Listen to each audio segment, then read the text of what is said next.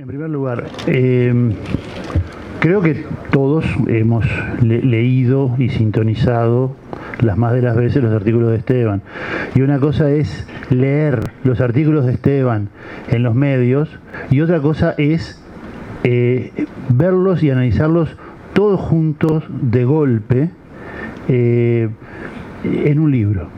Esa es la magia, me parece, que permite el libro, ¿no? O sea, ver todo el proceso intelectual, la coherencia, los puntos de coincidencia, las contradicciones, el análisis de la realidad.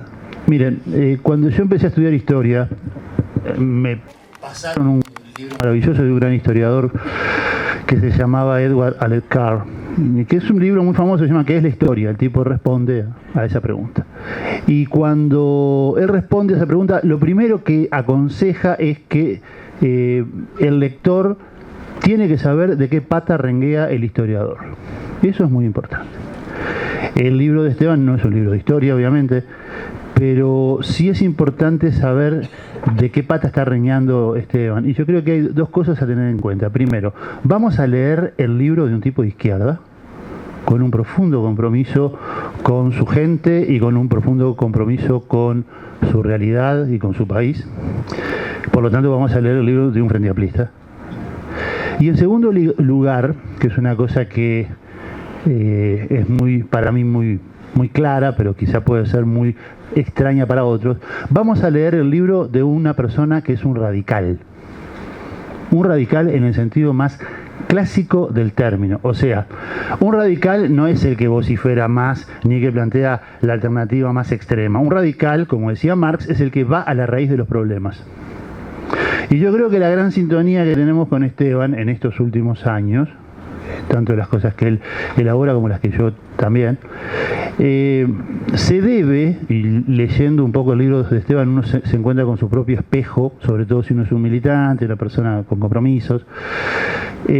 Uno se encuentra con su propio espejo en el sentido de que el radicalismo es eso, es ir a la raíz de los problemas. Y hoy nosotros tenemos la obligación política y también moral, porque es un tema que Esteban toca sistemáticamente a lo largo de todo el libro, de debatir a fondo y radicalmente, yendo a la raíz de los problemas que el Uruguay tiene, que la izquierda latinoamericana tiene y que la izquierda uruguaya tiene.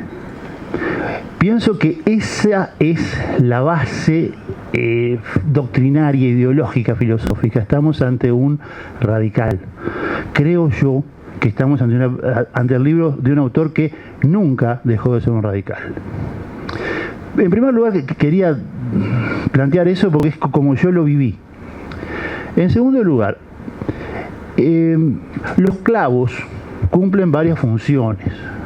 No solo la función de pinchar. Hay muchas formas de ser un clavo. Mi mamá me decía que yo era un clavo remachado cuando no estudiaba. Mi esposa también. Claro, hay muchas formas de ser un clavo. Te dejan un clavo en el fiado, te dejan un clavo pasado, como decía Margarita Xirgu, que había que saber la letra de las obras de teatro a clavo pasado, decía Margarita Xirgu. O sea, el clavo ha cumplido muchas funciones, malas y buenas. En este caso creo que cumple una función que es política sin duda, pero que también es histórica. Y disculpen la desviación profesional, pero también es histórica.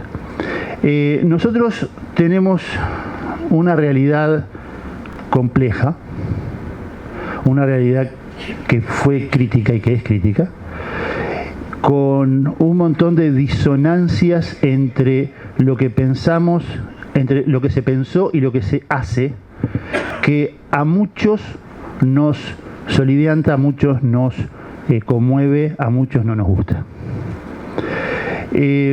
Cuando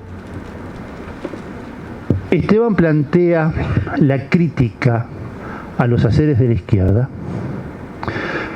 críticas en las que yo coincido en un casi 100%, cuando plantea la necesidad de afirmarnos en principios y en pensares y en haceres, para no regalarle principios a la derecha, creo que está sentando la base de un problema histórico que la izquierda ha tenido en los últimos 100 años, este año que se conmemoran los 100 años de la Revolución de Octubre.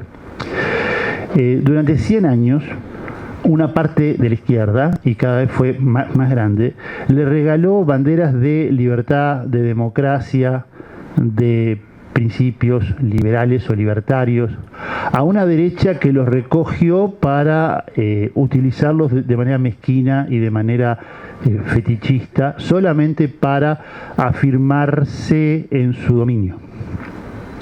Y eso ha sido un gravísimo error.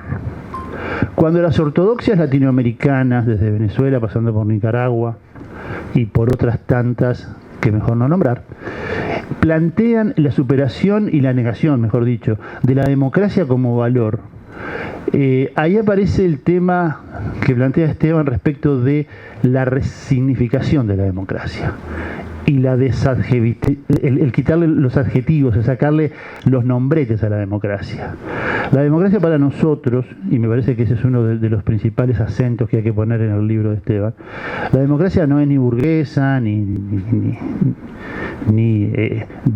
limitada, ni esto, ni lo otro. La democracia es democracia porque la democracia que tenemos, y eso es un debe muy grande que hay en los análisis, es el producto de la lucha de los trabajadores, es el producto de la lucha de los pueblos, de mujeres y de hombres a lo largo de 100 años o más, que profundizaron la democracia burguesa, sí, censitaria, sí, limitada, sí, y que gracias a las luchas de los pueblos se transformó en una democracia amplia, plural, donde hay garantías, derechos,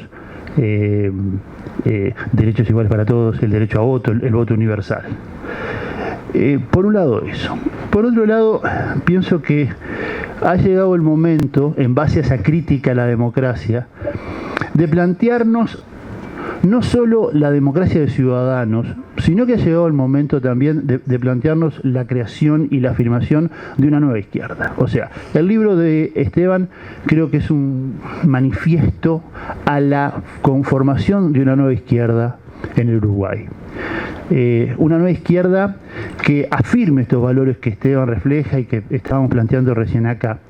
Pero además, una nueva izquierda que se afirme no en un sentido meramente clasista, sino en un sentido ciudadano.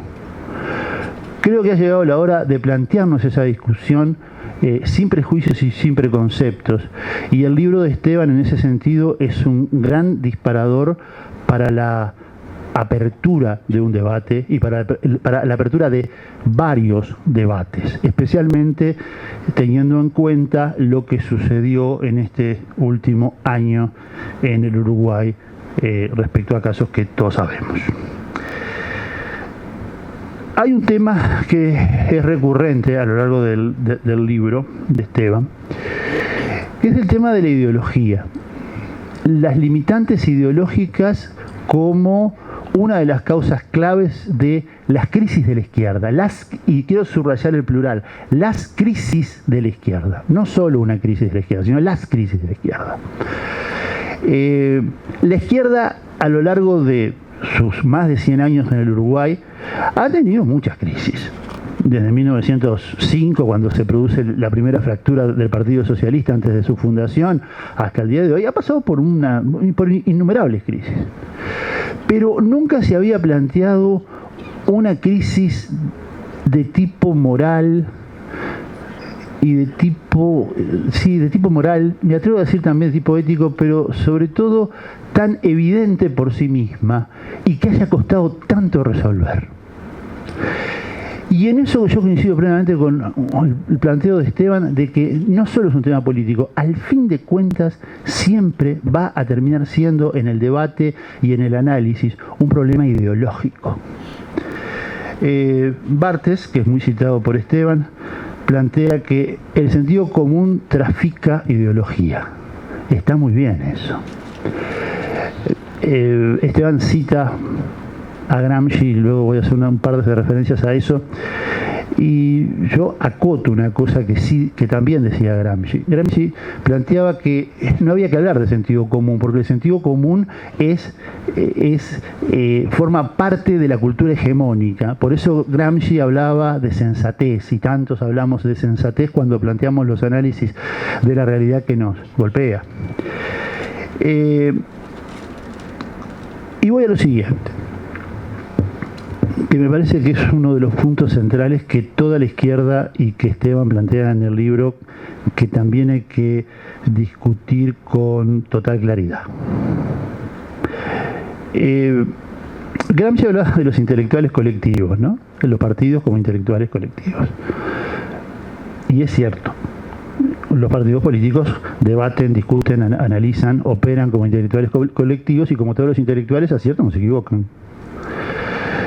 Pero de un tiempo a esta parte, me atrevo a decir que desde mediados de la década del 80, después de la apertura democrática, hay, y se nota claramente, hay un divorcio muy profundo entre la academia, entre los intelectuales y la izquierda. Históricamente, la izquierda uruguaya siempre tuvo una fuerte presencia en el mundo cultural y en el mundo intelectual y en el mundo académico uruguayo. Eso que pasa acá está pasando en todos lados. Y eso se debe a una razón básica, a varias razones, pero yo quiero subrayar una que para mí es básica.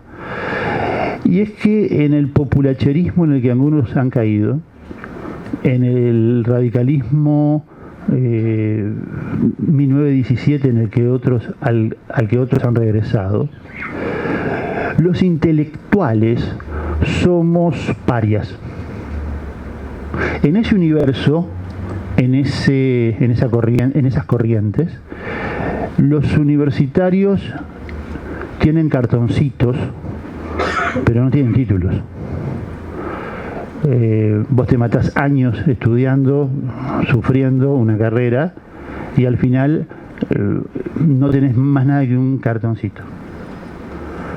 Y por lo tanto, tus puntos de vista quedan subordinados siempre a la política, porque lo que pesa es eso, o sea, lo político por encima de lo intelectual, así como lo político también está por encima de lo jurídico. Bueno, creo que llegó la hora de reconvertir todo eso, sobre todo teniendo en cuenta lo siguiente, y quiero ser muy claro en esto. Los que plantean ese desdén hacia lo intelectual y a los intelectuales, proclaman por todos lados su fe marxista y su fe marxista-leninista. Yo no voy acá a discutir el marxismo-leninismo ni el marxismo, estaríamos un año acá adentro. Pero sí quiero subrayar lo siguiente: los que cuestionan la inteligencia, los que cuestionan la academia, los que cuestionan los aportes que los intelectuales de una u otra forma modestamente podemos hacer, se olvidan de que si están en partidos políticos supuestamente revolucionarios, es porque hace más de 150 años un señor alemán que tenía 2 títulos, no uno, 2, era doctor en filosofía y doctor en derecho, se pasó la mitad de su vida sentado en la biblioteca del Museo Británico analizando el capitalismo y escribiendo libros. Se llamaba Carlos Marx. Creo que vendría muy bien que algunos lo leyeran como lo leyó, y me consta, Esteban. Por último, hay una cuestión a tener en cuenta respecto de el momento, la época y nuestras duras realidades. Esteban plantea un punto que yo se lo leí hace un tiempo a Karl Dietrich, que es un teórico del liberalismo alemán que es muy bueno, que planteaba que la derecha podía ser revolucionaria. Generalmente el monopolio de la revolución para las culturas más bastardas y las visiones más implotas de la izquierda está monopolizado pura y exclusivamente por la izquierda. Sin embargo, la derecha puede ser revolucionaria y puede serlo de formas fatales.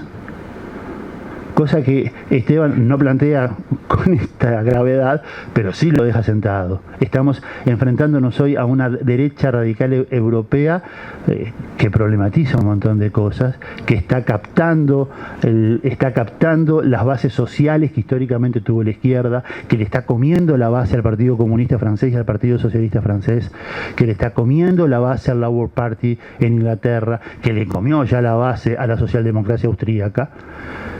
Y no podemos pasar de largo por esos fenómenos sin tener en cuenta claramente a qué nos estamos enfrentando, y no podemos negar el carácter de cambio profundo y radical que están planteando estas derechas.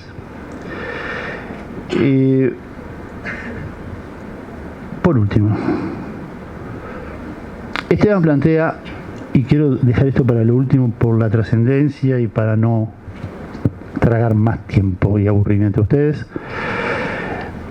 Esteban plantea lo de la revolución pasiva, que son 10 pesos aparte para discutirlos profundamente respecto del camino que la izquierda uruguaya tiene que tomar. Pero plantea sobre todo el agotamiento del proyecto nacional. Una de las cosas que el libro trasunta desde la primera a la última página, además de todo lo que dije, es una profunda valentía para decir las cosas. A mí, el flaco Chiflé, cuando yo me afilié al Partido Socialista hace muchos años, una de las cosas que siempre me decía era: mira, para estar acá hay que decir las cosas, y decir las cosas implica siempre un grado de valentía. O sea, si no tenés ese grado de valentía, no te dedicas a esto.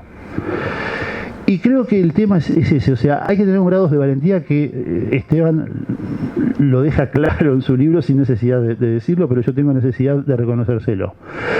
Y uno de los puntos centrales de esos planteos valientes es que hay un proyecto histórico de izquierda que está llegando a su fin. ¿Nos quedamos sin proyecto nacional? Es probable. ¿Nos quedamos sin proyectos de lo que debe ser una determinada izquierda? Es probable, también es cierto. Pero al final del libro, Esteban hace un balance donde te muestra que no todo está perdido, obviamente. Si no, no estaríamos acá. Si no, vos no hubieras escrito lo que escribiste, ni yo estaría acá intentando interpretar lo que bien hiciste. No está todo perdido, o sea, no está todo mal, como dice Esteban. No está todo mal, al contrario. El Uruguay se ha transformado, la América Latina de los últimos 15, 20 años ha tenido transformaciones profundas. Hay bemoles y hay profundas diferencias respecto de estilos, formas, maneras y retrocesos. Nosotros, como dice Esteban en el libro, no podemos permitir, no se puede permitir retrocesos. Hay retrocesos dentro de un marco democrático, hay otros retrocesos que no lo son. Y cuando la izquierda se sale del trillo democrático, como en Venezuela, por ejemplo, o como en Nicaragua, por ejemplo, está cayendo en el atraso. Se vuelve conservadora. Y yo voy más allá, yo creo que se vuelven reaccionarias. Si ustedes quieren seguir el trillo sin muchos problemas y sin muchas inquietudes, no lean el libro de Esteban Valenti. Si ustedes quieren repensar la realidad, buscar entenderla, buscar entender sobre todo las realidades profundas del Uruguay y de las problemáticas de las izquierdas, tanto la nuestra como la latinoamericana, creo que tienen la obligación de andar leyéndolo.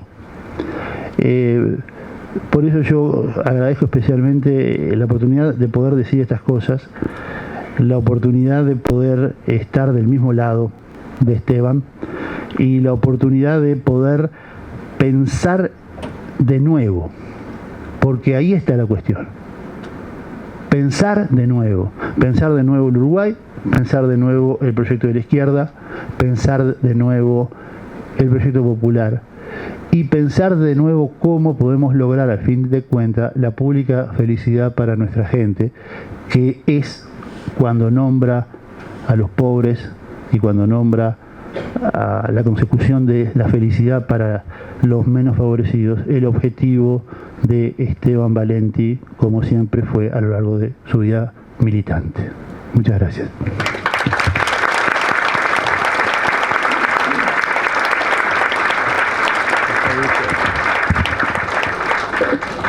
No le crean nada a lo que va a decir. Bueno, Esteban siempre me invita a presentar sus libros, que es como encargarle la corrección ortográfica a los abogados de ACE. Yo creo que a esta altura le aporto tanto al éxito literario de Esteban como el Estado Islámico a la paz mundial, o para ser más gráfico, como Asamblea Uruguay al BPS. El político no hay quien lo mueva. Y los Frente Amplistas no son la excepción. En el Frente Amplio la única consigna fundacional que se mantiene firme es el no nos moverán. Al dirigente Frente Amplista no lo mueve ni el Parkinson. Antes se cantaba con el Frente Amplio, con el pueblo unido, con la clase obrera, con los estudiantes, no nos moverán, decían, ¿no? Hoy es con 220.000 pesos de sueldo más viáticos, no me moverán, y si me mueven, que paguen subsidio. No me moverán. Pero la idea es más o menos la misma. Yo canto muy mal, ¿eh? Hay que decir la verdad, por mucho que nos duela, el revolucionario cuando te agarra el sillón no lo larga. Esto no es de ahora. El tipo podrá derrocar un régimen, romper las cadenas, liberar al pueblo, encabezar una lucha armada y jugarse la vida, pero cuando se sienta, ¡zas! Olvídate, es como aquel que se rompe el lomo laburando todo el día y cuando llega a casa le gusta sentarse a leer o a mirar televisión o a rascarse las bolas sin que nadie los joda. Bueno, estos no son lo que se dice revolucionarios, ni es que trabajen todo el día, pero igual se sientan a rascarse las bolas y no hay quien los mueva. Podés ponerle un clavo, pero no un clavo como ese que nos propone Esteban, un clavo incandescente, un asiento de fakir, una katana samurái. Pueden tener el culo como la cabeza de Geniol, que igual no sienten nada. No sé si es que se volvieron masoquistas o fueron perdiendo la sensibilidad en los glúteos con otras sensibilidades que han ido perdiendo, pero dejaron de sentir los pinchazos. Con el corazón y las neuronas se les adormecieron las posaderas. Ahí están aferrados al sillón desde tiempos inmemoriales, desde que el frente era de izquierda, desde cuando se hablaba de nacionalizar la banca y no de inclusión financiera, desde cuando se decía no al pago de la deuda externa en lugar de mendigar devuelvan los viáticos, cuando el lema era no pasarán en lugar de no beberán. La realidad es que la patria no llama, quedó fuera del área de cobertura, nos clavaron, pero no un clavo, Esteban, nos clavaron el visto. ¿A qué hemos llegado? El Yankees Go Home dio paso al Never Ever para venderle carne ovina a los millennials de Estados Unidos. El todo cambia se convirtió en cambio dolor por Ibupirac. Hoy la revolución es un videojuego y la derecha neoliberal son los compañeros opositores. ¿Qué pasó con nuestros enemigos de clase? Con la burguesía proimperialista. ¿En qué quedó el oligarca puto? A redoblar dio paso a reciclar y nos reciclamos porque el corazón no quiere entonar más taquicardia. Rumbo dio paso a Rombay, del festejen uruguayos pasamos al de fiesta, a desalambrar dio paso a la cerca eléctrica, el cielito del 69 hoy es una postura sexual, la muralla pum pum quien es una toallita higiénica. Y con los escombros del muro de Berlín se levantó el muro de Facebook. La Guerra Fría dio paso al calentamiento global, el tío Caimán a la Aedes aegypti. Ideal es una hierba que estimula el tránsito intestinal. Y utopía es un boliche. Se precisan niños para amanecer, pasó a ser los hijos del que no hizo paro, no tienen reyes magos. Juan Rulfo decía que la literatura es una mentira que dice la verdad. Por eso cuando alguien como Esteban publica, uno tiene la esperanza de que le mientan. Mentime que me gusta, Esteban. Decime que el hombre nuevo no era el millennial. Decime que la reforma agraria no era cambiar la lechuga por la rúcula. Decime que el sueño de la patria grande no era organizar el Mundial del 2030 con Argentina y que no se metan los paraguayos. Decime que el internacionalismo y la solidaridad no era hacerse el boludo para que el sirio Dijab se siga yendo hasta que no lo devuelvan. Decime que los cuadros políticos no se los llevaron con el Figari que afanaron de la Intendencia. Decime que la unidad, participación y movilización no quería decir UPM. Decime que la lucha de clases no era ir a la escuela a pegarle a la maestra. Son tiempos de lo políticamente correcto y de políticos incorrectos. Tiempos reciclados donde el Pato Feo es un delincuente peligroso y Tom Sawyer está internado en la colonia Berro. Hoy Pinocho vende autos usados, Jack el Destripador tiene un deshuesadero, Sherlock Holmes es guardia de seguridad y el Principito pilotea el avión de Alur. Drácula es contratista, Hamlet dirigente de fútbol y Harry Potter llega a fin de mes con un sueldo de 15.000 pesos. El Cid Campeador se ha dedicado al abigeato y Martín Fierro, ya reinsertado en la sociedad, se liga a unos cuantos rebencazos por querer cobrar las regalías de sus versos. Cyrano de Bergerac le escribe a Don Timoteo, Celestina regentea un prostíbulo clandestino, Ulises está manejando un Uber y Penélope teje para afuera. Alicia es cajera de tienda inglesa y Lady Macbeth preside un ente público. Y a Don Quijote, que le sacó la mancha a Ana Durán. Pensar que Homero era ciego y escribía, pensar que Beethoven era sordo y componía. Acá lo más parecido que tenemos es al Lolo Stoyanov, que es mudo y canta. Ningún autor es perfecto. Hemingway era alcohólico, Dostoyevsky era ludópata, Conan Doyle era cocainómano, Allan Poe fumaba opio al igual que Baudelaire, Horacio Quiroga consumía hachís, Tennessee Williams anfetaminas, Lord Byron era adicto al sexo, Jorge Luis Borges era argentino. Esteban Valenti tampoco es perfecto, por eso hoy lo estamos acompañando con mucho gusto.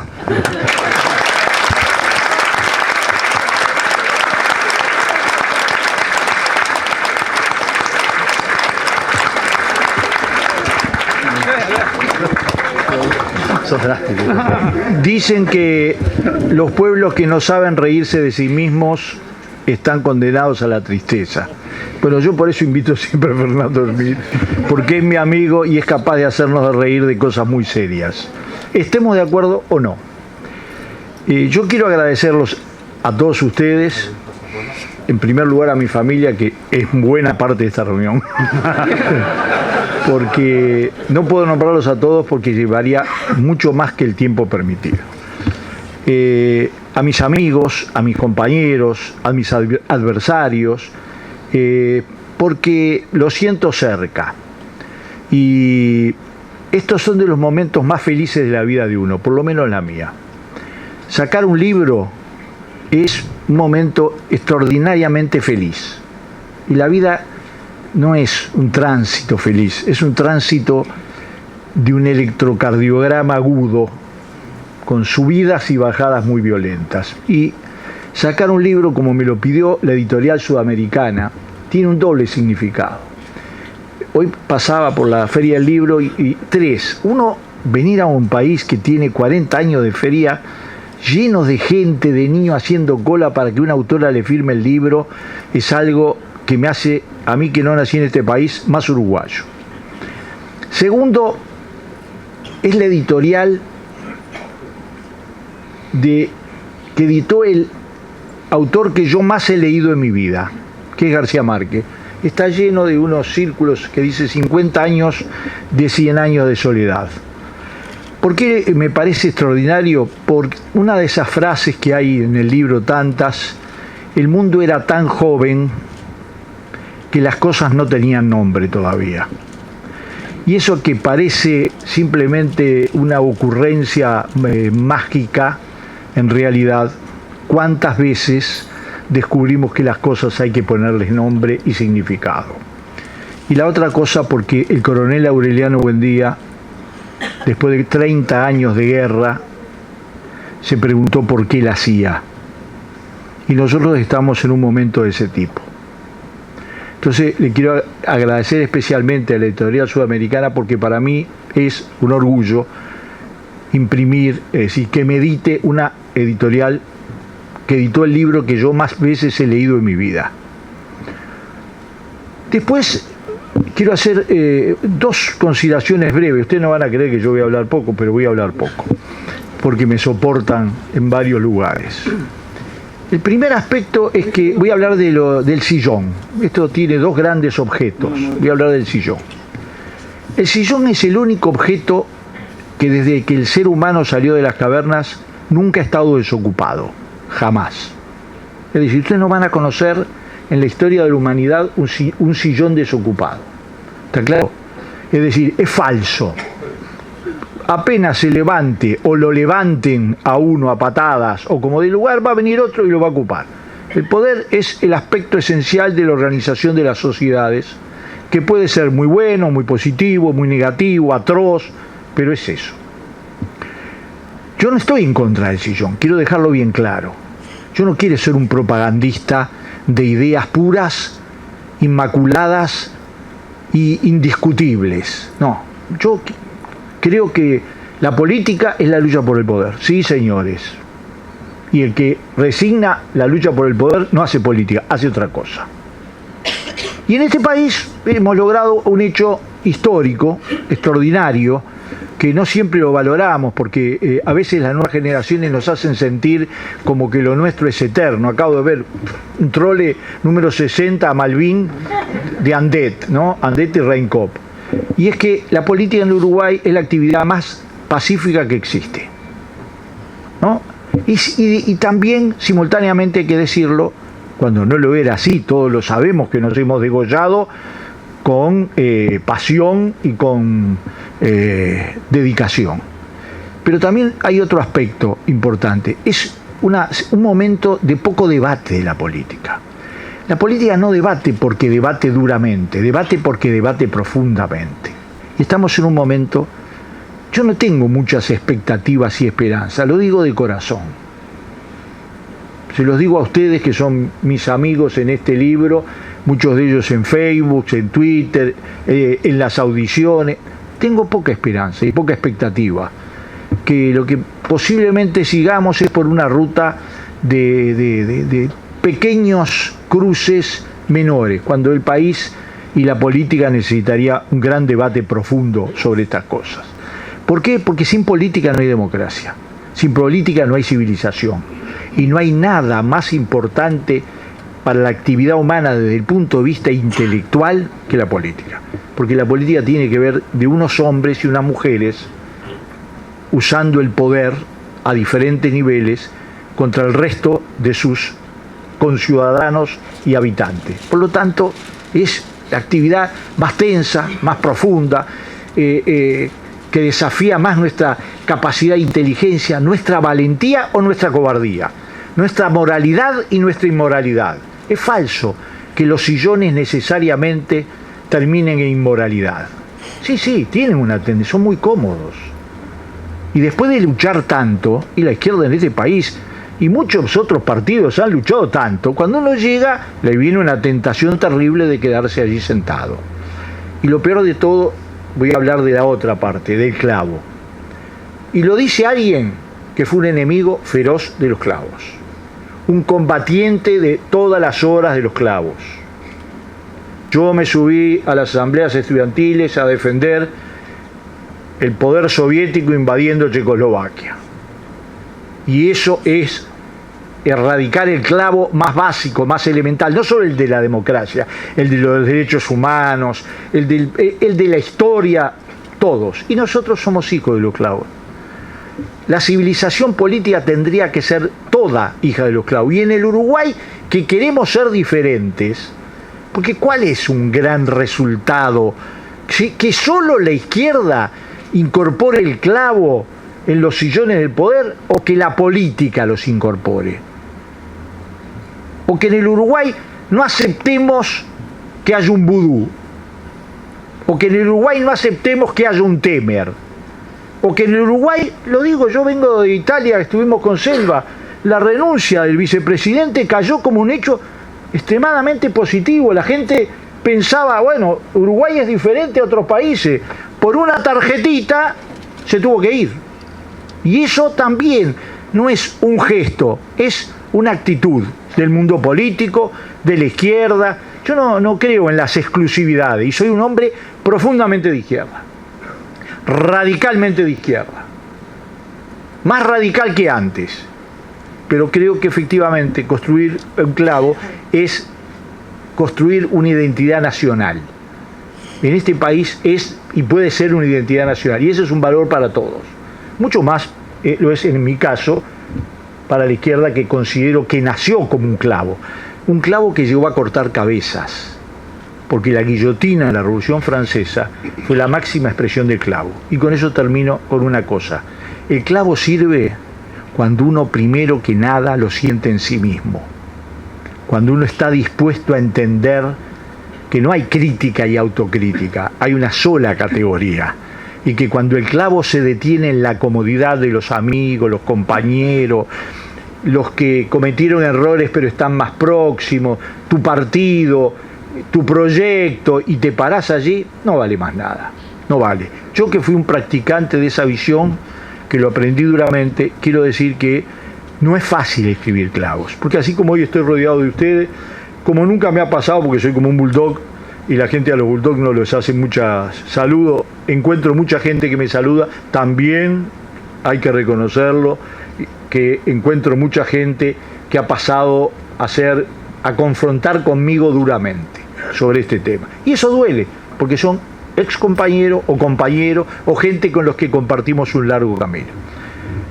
Y termino con esto: cada uno cuando escribe, escribe para alguien, escribe para algo. Cuando uno escribe novelas, no escribe para las masas, es falso.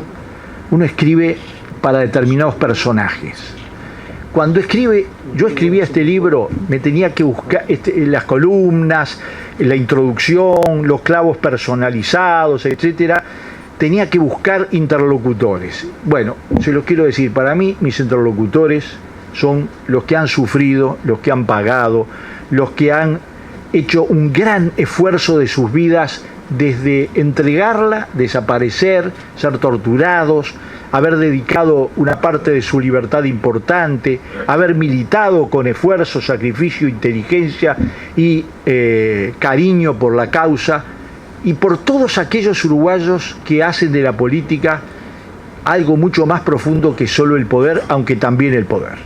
Así que muchas gracias por venir a esta reunión, muchas gracias por el libro, muchas gracias a la editorial, muchas gracias a los Fernandos que me acompañaron y que en realidad dijeron cosas que me llenan de, digamos, a pesar de las bromas, me llenan de alertas, y los espero encontrar en un próximo libro de ficción, porque es lo que más me gusta. Muchas gracias.